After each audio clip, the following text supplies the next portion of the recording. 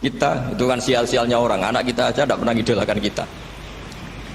Tapi untuk bahagia itu sebenarnya sederhana. Sederhananya begini, orang pinter itu ingin mempertahankan kehidupannya, pinter sampai berobat habis banyak ke Belanda, ke Jepang supaya mempertahankan nyawanya. Si miskin ini kalau dia setiap makan, ya Allah, saya dengan makan ini mempertahankan nyawa saya. Sehingga makan itu satu kajian ilmiah bahwa ini luar biasa. Bahwa orang punya Alphard, punya uang 1 miliar, itu tidak mempertahankan sesuatu yang pokok, yaitu nyawa. Orang tidak punya Alphard itu hidup, nggak punya uang 1 miliar hidup. Tapi kalau nggak punya nasi 1 piring, nggak punya air 1 gelas bisa mati. Artinya apa? Orang miskin itu yusyarikul aghniya, sama dengan orang-orang kaya dalam hal kepemilikan hal-hal yang pokok. Tapi kadang-kadang orang miskin itu ya nyon sewu agak belagu, sudah miskin ingin punya Alphard, sudah miskin ingin punya uang, ya dia tersiksa. Harusnya cara berpikir nggak punya Alphard itu masih hidup, nggak punya uang 1 miliar masih hidup. Yang punya Alphard hidupnya juga pakai nasi 1 piring, yang punya uang 1 miliar juga pakai nasi. Ya kalau itu kan sama, saya punya. Kalau gitu kan bisa miskin rasa kaya. Itu memang harus dilatih. Nah, kalau orang kaya kan rumahnya banyak di mana-mana. Memangnya kalau rumahnya banyak di mana-mana terus tidur di sini 1 jam, di rumah itu 1 jam, malah nggak bisa tidur kan? Tetap aja yang dipakai 1 kamar. Itu gunanya apa punya rumah banyak? Setidaknya zaman miskin itu dia berpikir gunanya apa punya rumah banyak untuk dipakai hanya 1. Meskipun suatu saat kalau dia kaya juga berpikirnya agak rubah. Ya penting punya rumah banyak biar kemana-mana punya rumah, nggak apa-apa. Tapi sementara masih miskin jangan berpikir seperti itu. Nah yang menjadi miskin kacau kan sudah miskin berpikirnya gaya orang kaya. Nah, itu kecelakaan itu. Nah, itu ilmu, maksud saya itu ilmu. Sehingga dulu Nabi ngajari orang miskin itu sederhana. Ketemu orang miskin sama Nabi diajarkan. Nabi diantara ajarannya begini. Ada seseorang man asbaha, orang yang setiap harinya mu'afan fi jasadi, dia sehat, aminan fi sirbi, negara dalam keadaan aman, tidak dalam ancaman, indahu qutu yaumi, dia hari itu punya makan, faka'an nama fizat lahu dunia bihadafiriha, berarti dia sudah punya dunia isinya. Karena polanya sama. Buat Presiden Amerika itu yang untuk mempertahankan nyawanya ya makan pokok dan minuman pokok, bukan jabatannya sebagai presiden atau punya uang triliunan. Orang paling kaya di Indonesia juga gitu, untuk mempertahankan hidupnya juga dengan makanan pokok, dan itu orang miskin punya. Nah, kehidupan paling top itu apa ya? Kehidupan yang mempertahankan nyawa itu yang paling top, lainnya itu enggak. Karena mempertahankan nyawa ini super penting dan orang miskin bisa. Nah, saya berharap ilmu seperti inilah menjadikan dulu itu kuat ketika melawan Belanda. Kenapa kuat? Karena mereka gampang syukur. Barokahnya gampang syukur itu selesai dengan dirinya sendiri. Kalau bahasa intelektualnya itu, orang kalau sudah selesai dengan dirinya sendiri bisa berpikir memanfaati pada orang lain. Nah, dulu orang-orang miskin ketika era sahabat, termasuk era para ulama yang mendidik para umatnya, itu selesai dengan dirinya sendiri. Nah sekarang banyak orang miskin juga termasuk orang kaya, bahkan belum selesai dengan dirinya. Wah itu angel, ngajak jihad angel, karena dengan dirinya saja belum selesai. Maka masyhur itu kan ketika perang Tabuk ada orang datang, kira-kira kalau Indonesia pakai beras 4 kilo, ya Rasulullah yang 2 kilo tak kasihkan keluarga kami supaya bisa makan, yang 2 kilo tak kasihkan jenengan untuk biaya perang. Perang Tabuk itu perang tersulit, disebut perang Dhatil Usra. Sekarang hitung saja, ini coba dihitung, mungkin yang bagian kasir tahu. Kalau 2 kilo kali 3.000, umat Islam pas itu sekitar hampir 3.000. Itu sudah 6.000 kilo. 6.000 kilo itu artinya apa? Orang miskin ketika perang membiayai dirinya sendiri, itu satu. Kedua, dengan mental memberi, orang ini tidak tamak. Barokahnya tidak tamak, tidak nyalahkan yang kaya. Efek dari itu apa ketika perang Tabuk? Sumbangan dari Sayyidina Utsman yang jumlahnya besar sekali, yaitu diantaranya 1.000 dinar. 1 dinar kira-kira 4,25 gram, berarti sekitar 4.000 gram. Itu bisa diberikan alat perang. Sumbangan dari Abu Bakar juga bisa dipakai beli kuda untuk perang. Nah bayangkan kalau kebutuhan orang miskin ini untuk makan itu nggak mau urun. Wah saya miskin, nggak perlu urun, nah usaha miskin dipakai alasan terus. maka jumlah 3.000 ini akan mengurangi anggaran untuk belanja peralatan perang karena untuk konsumsi orang miskin. Jadi itu kadang mangane tanduk itu kan repot. Wes miskin mangane tanduk, nak antri moh kan ribet. Artinya apa? Perang ini tidak fokus karena ngurusi konsumsi untuk orang-orang miskin. Nah, dulu zaman Nabi orang miskin pun semuanya heroik. Mereka dibantu gak mau, inginnya bantu. Sampai dicibir sama orang munafik. Apa gunanya sedekah 2 kilo? Wong perang ini perang besar antar negara. Pas itu mau perang melawan Romawi. Sampai orang munafik bilang alladzina almizuna almuttawwiina minal mu'minina fis sadaqati walladzina la yajiduna illa juhdahum faskharuna minhum. Orang-orang munafik digambarkan Allah orang-orang yang mencibir sedekah kecil. Wong untuk perang besar kok sedekahnya hanya 2 kilo. Tapi yang mahal bukan 2 kilonya. Kalau ada 1 juta orang miskin menyumbang negara 20.000, itu artinya apa? Kita punya rakyat yang inginnya hubungannya dengan negara memberi. Tapi coba kalau kita 2 juta rakyat yang inginnya dari negara mendapat, pegawainya demo ya. Nah ini ajarannya Nabi yang luar biasa. Dulu Nabi itu bisa mendidik orang miskin pun bermental memberi. Nah barokahnya bermental mandiri ini mereka selesai dengan dirinya sendiri. Coba kalau mereka tidak bawa makanan sendiri ketika perang, mungkin kuda yang untuk perang, terus mereka berpikir, "Bu ini saja disembelih supaya kita bisa makan." Ribet kan? Ngapain beli senjata yang mutakhir, makan saja nggak bisa. Tapi barokahnya mereka urun sendiri. Mereka selesai dengan dirinya sendiri. Ini hebatnya didikan Rasulullah Shallallahu Alaihi Wasallam. Dulu Mbah Hashim dan kawan-kawan itu berhasil mendidik seperti itu. Santri yang miskin-miskin itu kalau ngaturi kiai duwene telo itu tidak no telo, duwene wi tidak no wi. Jika kiai sing wis mapan-mapan, misalnya kasus kula wonten kan mun setengah mapan. Ya akhirnya yo iso mangan wi. Jebule wi ku yo enak. Santri yo seneng mergo kiai ini seneng pancen wis suwi mangan pizza misalnya. Ya tapi nek sing melarat terus aku melarat kiai tak kei wi mosok doyan. Wis melarat medhit di alasan kan ribet kan. Ini yang perlu dihilangkan. Medhit kok berargumentasi. Tapi yang mahal itu bukan winya, mental memberi. Orang itu kalau mentalnya memberi itu berarti selesai dengan dirinya. Tapi kalau tidak bermental memberi pasti tamak. Dan tamak itu mesti menghakimi orang lain. Maka dalam kitab Hikam diterangkan penyakit terberat itu tamak. Kenapa? Karena orang pikir itu tidak ada kata-kata kitab Hikam, bukan kata saya. Yang ada itu tamak. Misalnya gini, saya kenal PLT Bupati Kudus. Tidak pernah saya bilang beliau kikir. Tapi sekali saya pernah mengajukan proposal tidak kesampaian. Wah, beliau medit. Jadi saya menvonis medit itu sebetulnya ya karena punya keinginan tidak kesampaian. Coba kalau tidak, gua medit orang serap penting. Misalnya anak-anak muda sama orang-orang cantik di Jakarta, pernah nggak kamu bilang itu sombong? Enggak kan? Setelah kamu bilang, "Mbak aku ingin kenalan mbak sampeyan," terus dia agak mau, baru kamu bilang sombong karena keinginan kamu enggak. Nah, bayangkan kalau orang bermental tomak kayak apa bangsa ini. Nah, sahabat itu dididik oleh Nabi, tomak itu selesai karena keinginan mereka memberi. Sehingga Indonesia bisa merdeka begini itu barokahnya didikan ulama, semuanya ingin memberi. Dulu belum ada negara, tentara-tentara kemerdekaan kalau di kampung-kampung itu ya dibiayai donatur-donatur.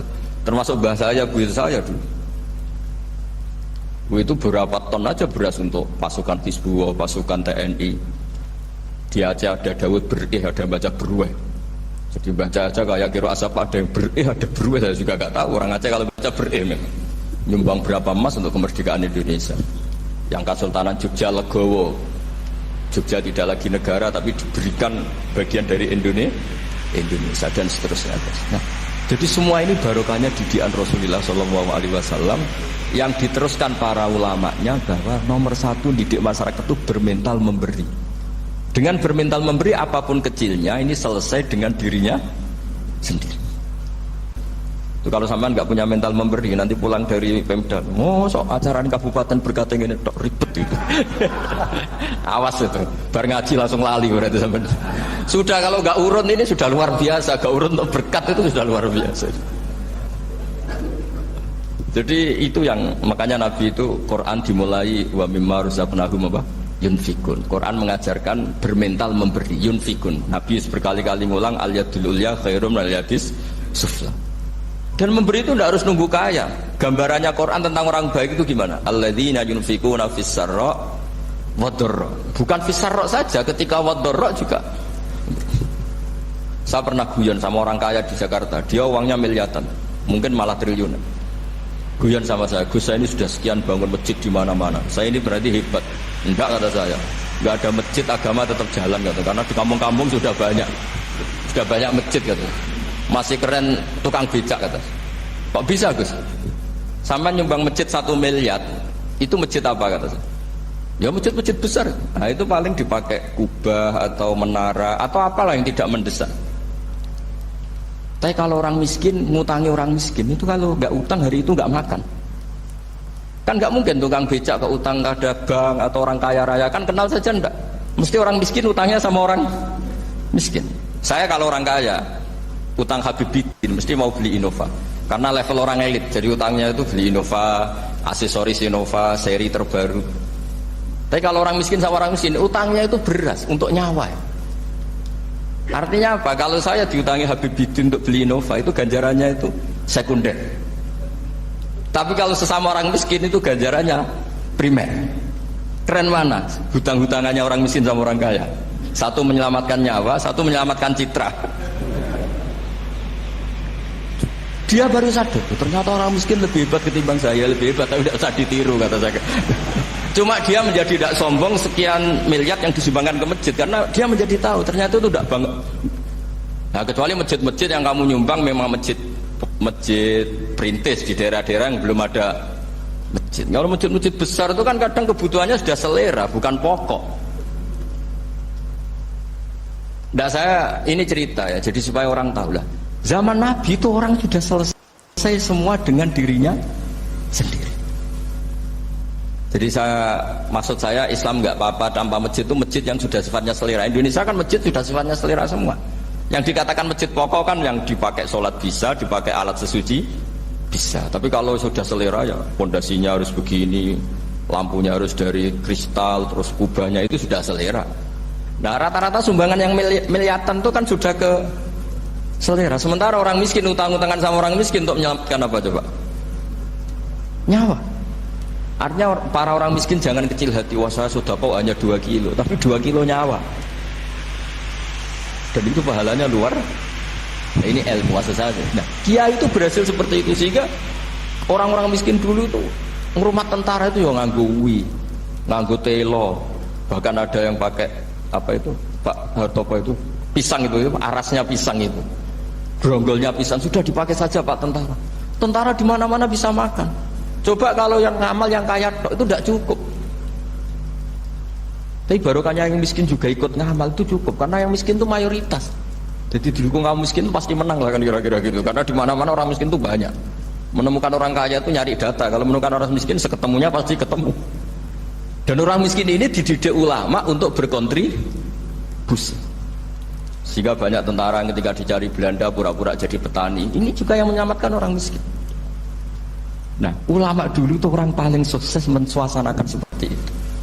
Itu yang diceritakan di perang Tabuk, mimpa di maka tazihu qulubu fariqin minkum. Jadi perang Tabuk itu perang di antara yang paling diceritakan Allah berkali-kali apa?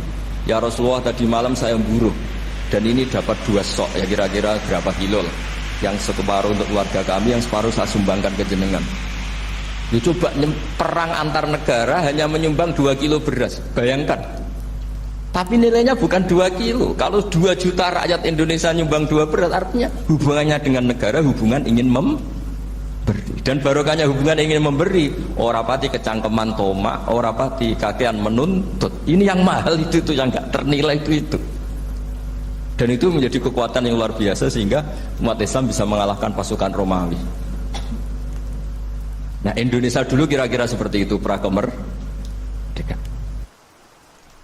Niki wonten ayat tentang kritik ya, kritik terhadap pola atau watak dasar orang sing sugih. Mboten sugih desa, sugih kabupaten itu sing melarat, maksudnya sugih tenan.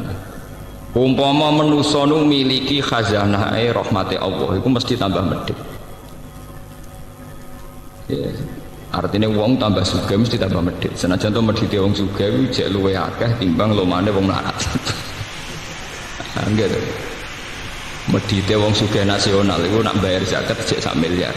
Lomane wong melarat ya ora tau zakat wong melarat. Tapi sekarang itu di kota sedang dikembangkan logika infak, orang-orang kaya itu sadar infak.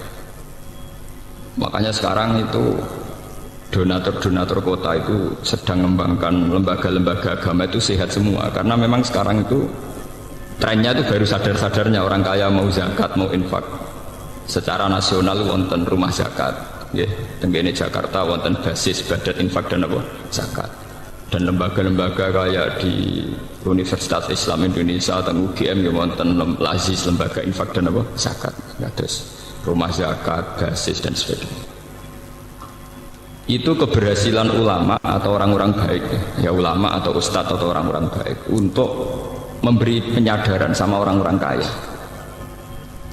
Logika penyadarannya itu mudah sebenarnya. Kalau kita mau berpikir serius itu mudah. Begini, orang itu kalau punya mobil Mercy, ada mobil Mercy regane 1,5 miliar nopo sampai. Itu untuk perawatan itu kena untuk makani cah yatim 10. Kok oli ini mobil Mercy 500.000 piro? Paham? Engkau tuku bensinnya 1 liter sing super nopo niku yo larang. Semua peralatannya. Apalagi orang-orang kaya yang punya selera aneh, misalnya ngerumat bulldog atau herder.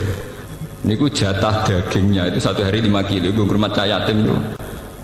Nak di herder sing sedina daging 5 kilo. Niku artinya nak 50.000 pun 250.000. Peng sak wulan terus. Gue ngerumat apa? Herder. Kalau orang-orang kaya kota itu kan aneh-aneh, kadang punya kebun binatang mini, dan itu artinya biayanya apa? Tinggi, ya. Sekarang tuh alhamdulillah di Jakarta, di Jogja, di mana-mana orang-orang kaya yang punya selera aneh-aneh itu memang tetap dilakukan, selera anehnya tetap dilakukan. Tapi mereka sudah membandingkan dengan andekan itu disumbangkan pada fakir miskin atau pada yayasan Islam. Artinya tingkat keborosannya untuk hal-hal yang kayak begitu diinfakkan sama fakir miskin atau yayasan.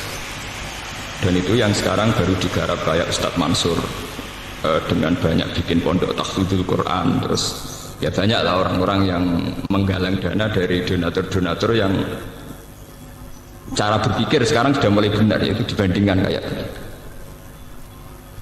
Mereka wong sugih niku nak mboten diingatkan begitu, biaya untuk asetnya itu lebih tinggi ketimbang napa umpama digo ngrumat sinten fakir napa miskin. Tapi jenengan bayangno wong rumat mobil senilai 1 miliar itu putaran perawatannya itu 1 bulan minimal masih 2 juta. Nggo ngrumat napa? Nah itu nggo digo sedekah niku mun manfaate boten karuan.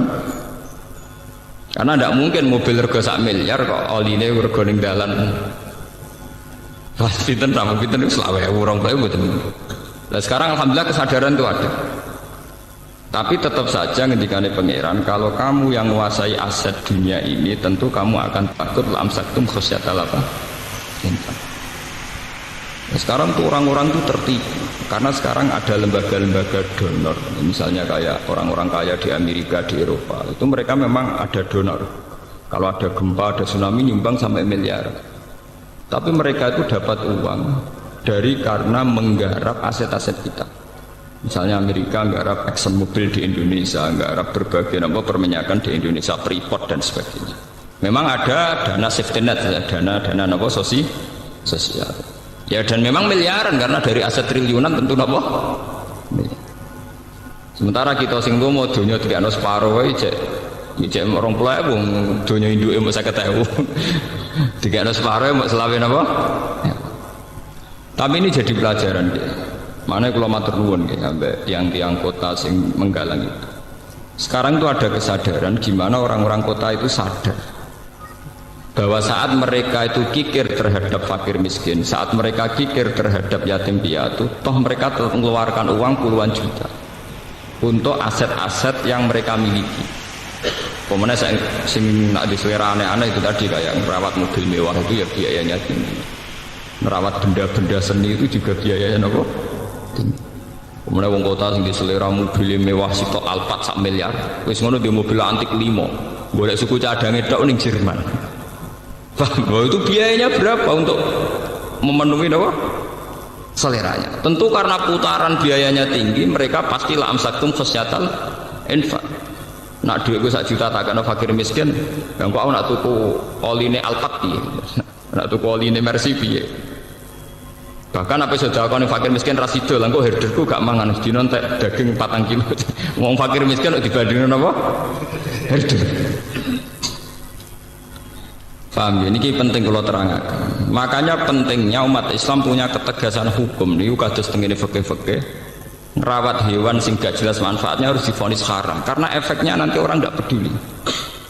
Efeknya orang tidak apa? Tidak peduli. Saat ini sampai dulu mau. Uang lagi duwe sapi, kowe ora tau ngedusi anake, malah esuk ngedusi sapi. Lha iku kan mboten usah ado-ado. Paham ya?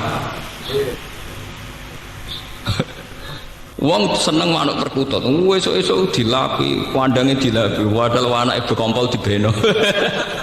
Tapi nak telek perkutut, wis esuk napa? Steril terus. Artinya betapa manusia itu mudah lupa. Ngerduwe mainan di kesenangan wis. Begitu juga menyangkut dunia sepele kok yang melarat niku rak mestine kudu sayang mbek anak. Iki gara-gara gelas dipecahno anake, anak ditabuk. Gelas regane mok 2000. Jiwet anake ditabuki mok anake mriyang, prek sontek 200. Oleh kedunya nomor gelas pecah. Nak kula tak haram tenan bojo kula nyentak anak perkara gelas pecah, TV meneh ada gelas, TV pecah kira-kira ora tak sentak. Mosok anak kok dibandingno TV, anak kok dibandingno gelas. Ya itu tadi, karena kita merasa memiliki. Dan ini cara ilmu hikam, cara tasawuf. Kenapa terjadi khasyatan infak? Karena salahnya kamu tamlikuna khazaina rahmati rabbi. Kamu merasa memiliki. Jadi awal dari kamu kikir karena merasa memiliki. Itu beda dengan dari awal kamu hanya merasa titipan.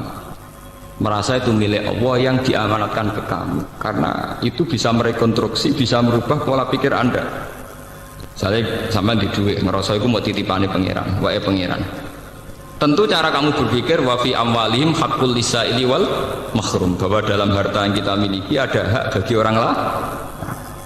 Tapi kan kita terbiasa dengan bahasa keangkuhan, ini milik saya, hak saya. Paham ya? Makanya cara ilmu-ilmu tasawuf, wong nak salah awale mesti salah ngrine. Sing disebut al bidayah lahiyan nihayah. Al bidayah lahiyan nihayah. Kawitane perkara mesti dadi akhire perkara. Sampeyan nak duwe dhuwit 50.000 dari awal ngerasa wae pangeran mau titipan. Iku lomo ya gampang. Tapi nak dari awal ngerasa waekmu ya aneh. Sampeyan dadi kiai nak ana santri kirimane pangeran, cek bubar cek apa ya enteng. Dhisik sing nekakno pangeran sik sing bubar pangeran. Tapi nak ngerasa wae ngaji kiai liya godhenge ra karuan. Terus meriang.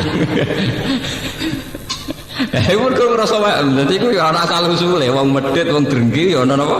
Asal usul. Paham ya? Ngrumat anak bojo ki ngoten. Kula nu nganggep bojo kula ya amanate pangeran sing dititipno kula kan ngrumat anak nggih. Sehingga tingkat otoriter kita, tingkat otoritas tertinggi kita, tingkat otoriter ya sifat-sifat menang sendiri ya kurang. Yo aku diamanati ke otoriter. Coba kalau itu kamu, wong wedok wani wong lanang. Wong lanang pemimpin tertinggi. Oh, terus saya naik dhewe. Makanya itu ada orang salah langkah itu ya dari awalnya cara berpikir salah. Makanya kalau maknani wa tamlikuna khazaina rahmati rabbi ngrasa duwe. Sebenarnya dia tidak pernah punya, tapi ngerasa apa? Ngerasa. Coba kalau zaman Kanjeng Nabi nak ngelatih wong lomo itu gampang. Wanjen Nabi wong pinter, tidak ngelatih. Misalnya ada cerita gini, ini jadi pelajaran bagi kita. Suatu saat Nabi itu tanya Aisyah, saya ingin sarapan dengan daging yang tadi. Jadi Aisyah, wah muntelas ya Rasulullah, daging yang tadi sudah saya kasihkan fakir miskin. Jadi Kanjeng Nabi, kowe salah Aisyah. Sing mbok kekno sing ijek. Jadi alhamdulillah saja ana sing ijek. Artinya kalau daging itu dimakan untuk kepentingan pribadi, kanggo selera, Niku entek, mergo dekne entuk hadud dunya, tapi justru dikakno fakir miskin niku ijek.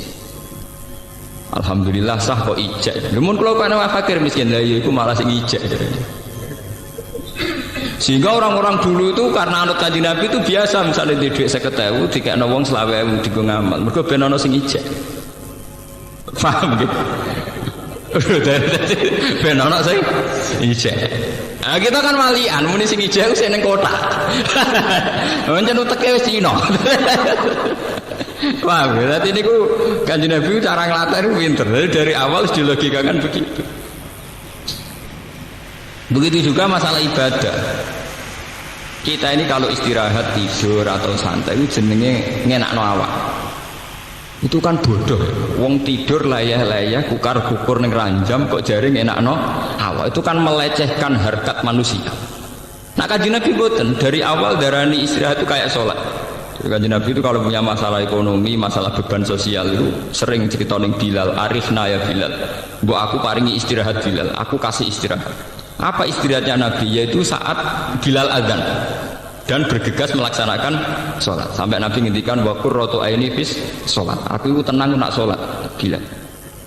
Sehingga beliau tersiksa kalau tidur itu tidak merasa nyaman karena menunggu sesuatu yang disenangi Nabi yaitu sholat. Sehingga kalau sholat, kalau kita akan kebalikan, sholat itu problem. Mergo ganggu wong tuh.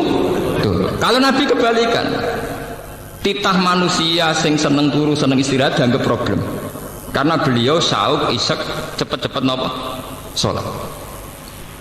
Sehingga kalau Nabi pas sumpek, pas sedang ada masalah sosial atau keluarga niku ngendikan teng Bilal arifna ya Bilal, mbok aku dikasih istirahat. Niku nak Bilal sekali azan, niku Nabi wajahnya kita berbinar-binar senang. Dan itu rahasia bagi Aisyah, sudah rahasia keluarga. Do seneng semua keluarga senang. Ke Nabi badhe napa? Salat. Nabi kita ceria, kita senang. Ke Nabi mbak dawuh wa qurratu aini fis salat. Sehingga dengan cara berpikir begitu, itu beliau mudah sekali atau yang meniru beliau mudah sekali melakukan tata jafa junubuhum anil madhaji yad'una rabbahum khaufan wa tama'an. Karena muslim sejati kan logikanya gampang. Masa saya orang yang punya akal, punya iman, nikmati kukur-kukur ning ranjam ambek molat-molet. Mestinya aku luwih nikmati datang mencari Tuhan yad'una rabbahum khaufan wa tama'an, bercengkrama dengan Tuhan, bermunajat dengan Tuhan. Sehingga ketika bercengkrama dengan Tuhan, munajat, tahajud itu nyaman. Sehingga nganggap soal tidur itu problem. Hanya itu kodrat manusia ngantuk ya kita tidur. Tapi dari awal dianggap problem. Ibadahnya yang dianggap satu pesta, satu arus, satu nopo pesta. Paham ya? Nah kita kan walian. Napa? Ya.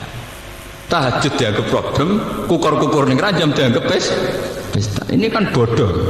Tobat ya, jangan ngaji ini apa? Tobat. Itu penistaan harkat manusia. Paham? Penistaan harkat apa? Kita yang katanya punya akal, punya visi modern, jebule gledek mau seneng kukur-kukur dhuwur ranjang. Bagaimana orang kayak ini punya harkat ketika pesta dengan Tuhan, munajat dengan Tuhan, dianggap sebuah problem. Akale ning ndi? Pesta ambek pangeran dianggap problem. Dan ini yang dilakukan para nabi. Sampai Sayyidina Umar ketika kena panah dan ketika ditarik itu sakit. Mergo panah itu bentuknya kados pancing ditambah mlebu ditarik tambah sakit. Mergo bentuknya kados pancing mboten grendele. Apa kata Sayyidina Umar? Ya wis kok jupuk nak pas salat. Ketika beliau pas salat dijupuk mboten krasa. Aku salat terus. Ono salam krungu. Ono apa ya krungu. Paham ya? Itu jenis al-bidayah lah ya. Ya. Kalau kamu dari awal cara merekonstruksi pikiran salah, jadi kamane background cara berpikirmu salah, nggih salah terus. Misalnya lomo gini kan, carane lomo piye? Dari awal kita jangan menganggap kita punya harta. Kados kula lah contoh yang saya alami. Kados kula ngaji begini itu dari awal niat lillahi taala. Ya sudah saya nyaman. Pokoknya mulang Quran aku senang. Mergo iku kitab buah. Sudah. Sehingga saya tidak mudah kecewa tentang fasilitas, tentang hak-hak saya. Coba kalau dari awal saya punya tradisi transaksional, ngaji gak diregani ini, loro kabeh, ngati ya loro, ya rapat ikhlas. Itu kan karena salah awalnya. Makanya ulama-ulama dulu mentradisikan orang harus cara berpikir kata Sulam Taufik, kata Sulam Sabinah, ya kudu minallah wa ilallah wa billah.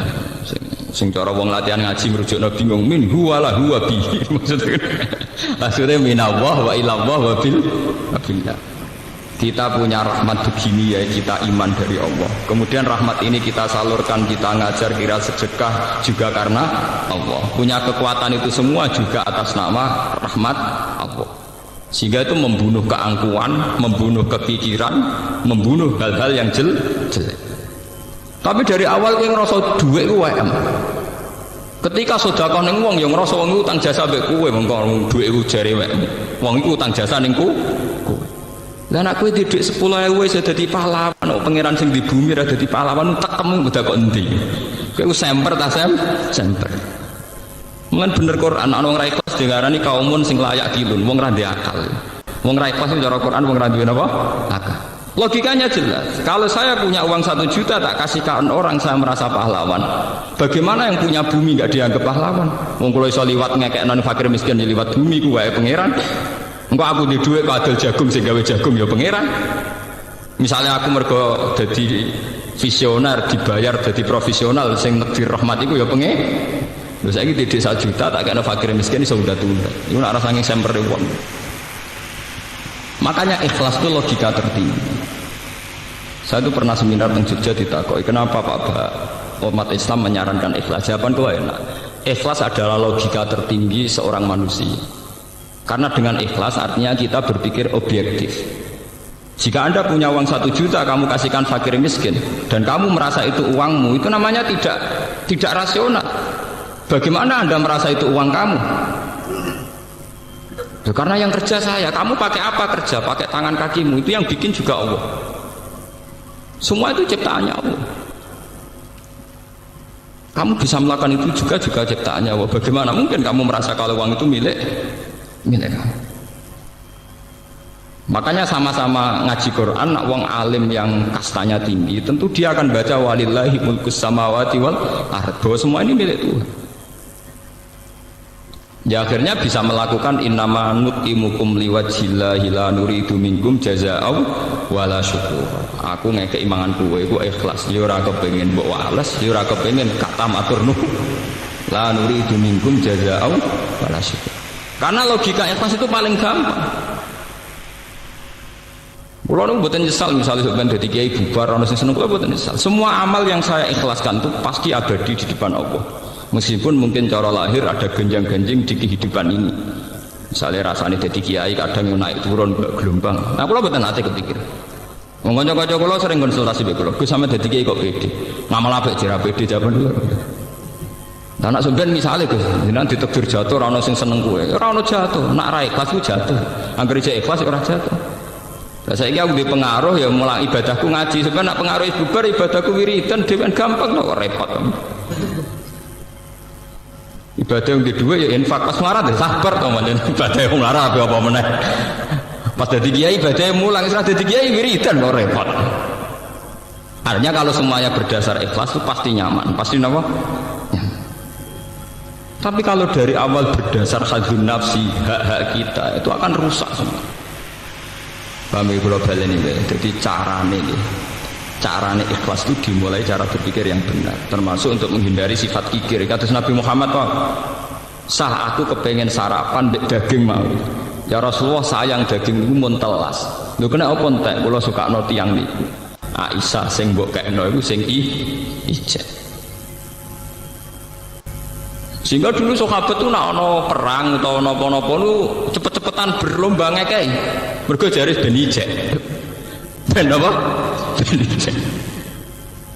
Iki jenenge lantana al-birra hatta tunfiqu mimma tuhibbun. Sahabat Tolha suge-suge sahabat, duwe perkebunan kurma paling disenengi. Ketika ana ayat lantana al-birra hatta tunfiqu mimma tuhibbun, kowe ora bakal entuk keapian nganti sedekah barang sing paling mbok senengi. Niku mikir kebun mana yang paling dia senengi. Barang wis ketemu Bairuha niku terus ya Rasulullah Bairuha niku kebun kurma paling kula senengi, kula sakno jenengan. Nah saiki kan gak wis sudah kok golek sing paling ora disenengi. Misalnya wedhus golek sing kuru, paham ya? Duwe golek sing raja. kan terus kualik kabeh. Ya karena dari awal itu nganggep sedekah itu yang abadi. Berarti nak sing tak kekno barang paling apik, kok sing abadi tak panen ning akhirat ya barang sing paling napa? Karena konstruksi pikirannya sudah benar, otaknya sudah benar. Paham ya? Tapi kita kan boten nganggep yang kita kuasai itu yang masih, yang kita kasihkan orang, yang iya. Begitu juga Nabi Ibrahim, terus Abu Bakar, Sayyidina Umar, orang-orang soleh itu begitu. Kalau balik ini malah jadi masalah cara berpikir itu kita harus anut Rasulullah. Di misalnya Nabi itu nganggap sholat itu istirahat, nganggap tidur itu kodrat manusia. Jadi tidur yang dianggap problem, bukan sholat yang dianggap apa? Sehingga coba zaman delok teng Quran, tata jafa junudu. Mereka mengangkat lambungnya, mengangkat songkot tempat tidur, anil madoja. Lho bahasa Arabe nggon turu ora jenenge nggon turu. Nggon turu artine nggon setengah mati, nggon wong aras-arasen, nggone wong kukar. Sementara sholat itu satu pesta dengan Tuhan, satu komunikasi dengan Tuhan, Raja alam raya ini. Wong kowe ketemu presiden bangga prakaruan. Mestinya cara logika kita, lo sholat itu harus kastanya tertinggi karena tempat di mana saya munajat be pangeran, komunikasi be pangeran. Sementara ranjam statusnya mau tempat tidur, tempat arasan. Dengan logika ini kita mudah sekali mengorbankan sing jenenge tempat tidur demi sholat. Paham ya? Nah tapi itu dari awal cara berpikir orang ngono. Jok ngantuk azan. Waduh. Wayahnya pisan. Oh, 2,5 munafik. Itu dalam terminologi Quran bahasa ekstrimnya itu setengah munafik logika begitu. Itu disebut Quran wa idza qamu ila sholati qamu kusala. Wong munafik ku salat tapi rasa-rasen. Jadi nak salat yo ana rasa-rasen ono semi munafik ya cara Quran. Lho niki tenan. Iku wonten ayate. Nggih wa idza qamu ila sholati qamu napa kusala. Supaya kamu tidak munafik nak salat kudu trengginas karena kamu anggap itu pesta.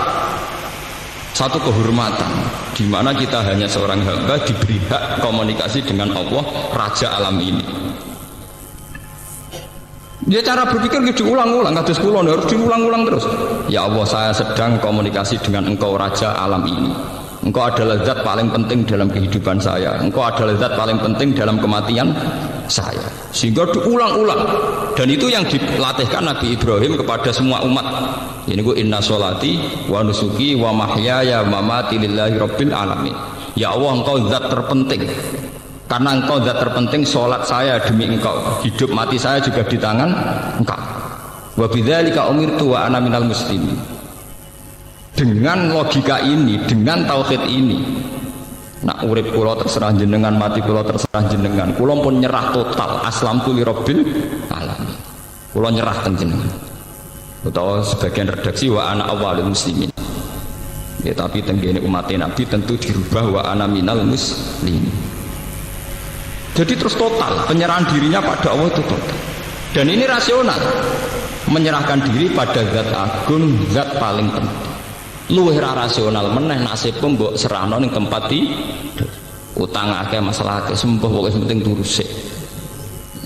Kowe turu artine rak nyerah. Semua badan kamu, akal kamu nonaktifkan, mbok offno. Mau mbok pasrahno tempat tidur. Lho ngono kok ngaku pinter. Paham iki, Pak? Paham ya? Ya kok ngaku soleh, kok mentolo, teke keliru ngaku soleh, ngaku lewat ngaji ini sampean akan tahu kenapa tidur dianggap problem, sholat dianggap pesta. Belas kematian juga begitu. Kowe nak ndelok mati, wak wedi. Wong Indonesia melarat lah mati wedi. Oh, sak urip-uripe ora tau di dhuwit, urip di sia-sia tangga, nak jenenge mati tetep napa? Wedi. Coba kalau logika kematian kita rubah. Kados sing diajarkan Jalaluddin Ar-Rumi. Alhamdulillah teng Indonesia nak tiang-tiang kuno itu melok Jalaluddin Rumi. Meskipun ora asal usule tapi melok-melok. Meskipun akhirnya dipakai teroris. Jalaluddin Rumi itu seorang sufi zuhud. Beliau terkenal sekali, tiang Khurasan pun. Beliau itu hasil muridnya banyak, beliau pengaruhnya besar. Beliau saking senangnya Allah itu punya tarian isak yang disebut tarian apa? Rumi. Jadi nyanyi wiridan-wiridan sambil apa? Nari. Alhasil suatu saat mau tiba ajal, terus murid-muridnya nangis. Ditakoki bicara itu Rumi, "Kowe kenapa tuh nangis?" "Saya tidak bisa bayangkan jenengan mati meninggal. Berarti jenengan terpisah dari kita." Jari-jari Rumi nangis, "Kowe keliru, kowe goblok.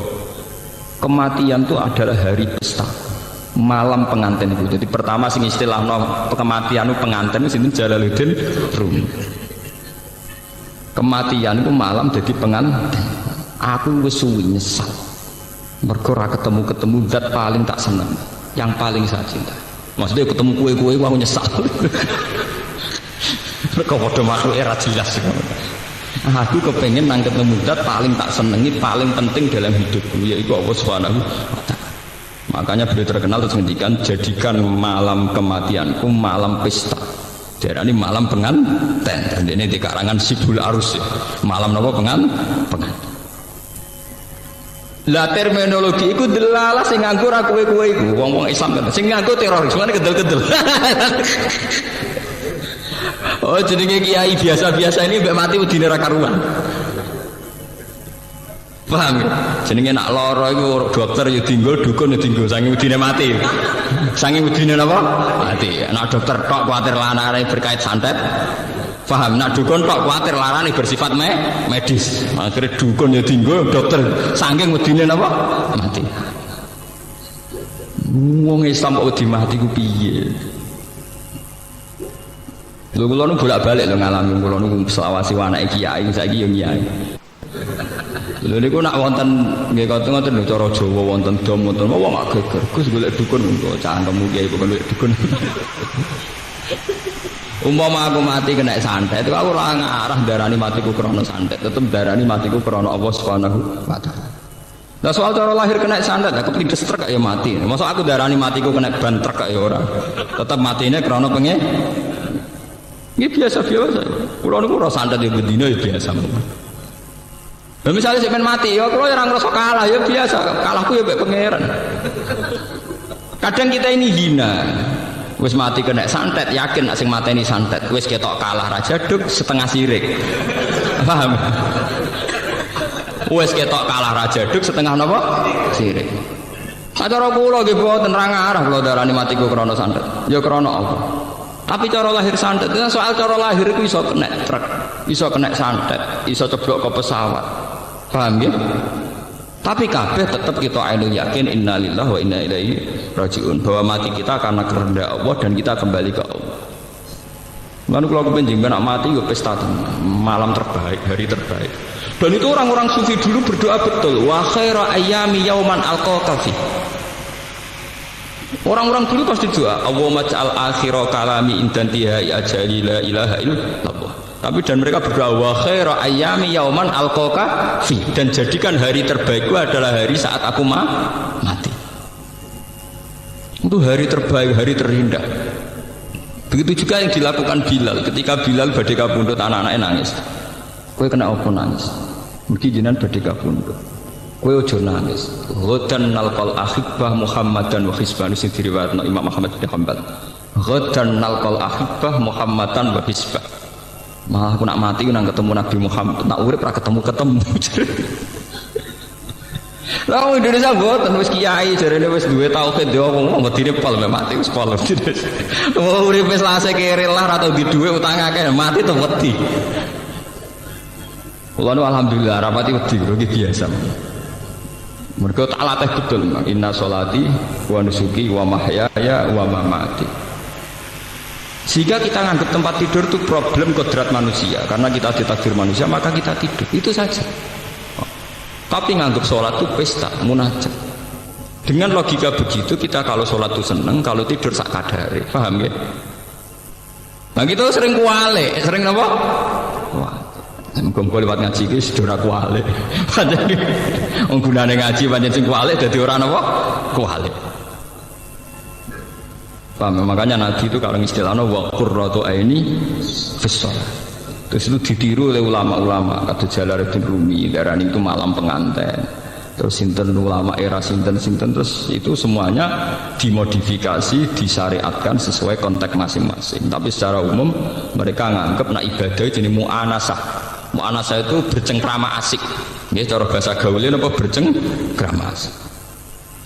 Ya, sing disebut yang torekoh terus orang torekoh gawe ajaran saya ala bizikrillah tatmainnul qulub. Orang itu kalau ingat Allah, ingat fungsinya Allah, ingat ke eksistensi Allah, keberadaan Allah, tentu hati ini tenang. Ya, daripada yakin mati kena santet ambek dukun sirata wadus sirata sholat atau keren mati dijebuk malaikat Israel gagah kalah ambek malaikat Israel apa gak? Wong kok kalah ambek dukun rata wadus ini gak gagah. Nah tapi jenengan nyasane mandi ya sing mandi ke malaikat Israel gagah.